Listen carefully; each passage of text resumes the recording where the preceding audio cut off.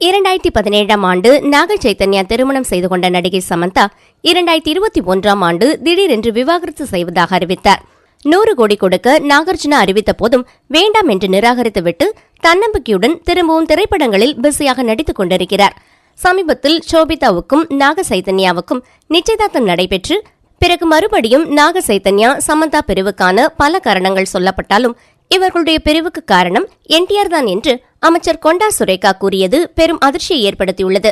இவரின் பதவிற்கு நாக சைத்தன்யா, சமந்தா மற்றும் தெலுங்கு நடிகர்கள் பலரும் எதிர்ப்பு தெரிவித்த நிலையில் ஜூனியர் என்டிஆர் தனது எக்ஸ் பக்கத்தில் கூறியதாவது: ஒருவரின் தனிப்பட்ட வாழ்க்கையை அரசியலாக்குவது தரம் தாழ்ந்த விஷயம்.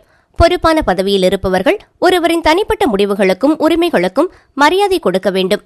திரையுலகை பற்றி ஆதாரமற்ற அறிக்கைகளை வெளியிடும் போது நாங்கள் அமைதியாக இருக்க மாட்டோம். நமது சமூகம் இனி அனுமதிக்காது என்பதை நாம் உறுதி செய்ய வேண்டும் என்று கோபமாக பதிலளித்துள்ளார். ஒரு பெண்ணாக இருப்பவர் இப்படி பேசலாமா? அமைச்சர் சமந்தாவிடம் மன்னிப்பு கேட்க வேண்டும் என்று நடிகை குஷ்பு கூறியுள்ளார்.